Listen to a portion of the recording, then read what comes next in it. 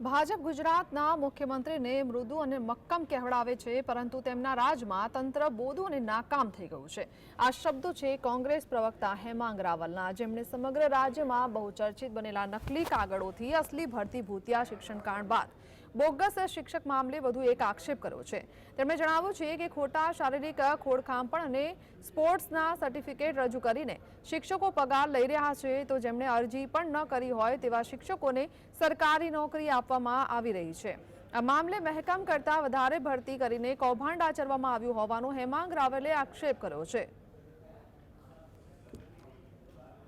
ગુજરાતની અંદર ખોટા વિકલાંગના સર્ટિફિકેટથી ઘણા બધા વિકલાંગ ઉમેદવારોને નુકસાન કરીને જે લોકો વિકલાંગ નથી એવા લોકોની શિક્ષકોની અંદર ભરતી કરી દેવામાં આવેલી છે। અને એ જ રીતે જ્યારે મહેકમ શિક્ષકોની અંદર હોય તો જે લોકોએ અરજી નહોતી કરી એવા લોકોને પણ પાછલા બારણે શિક્ષક તરીકે એમને નોકરી આપી દેવામાં આવેલી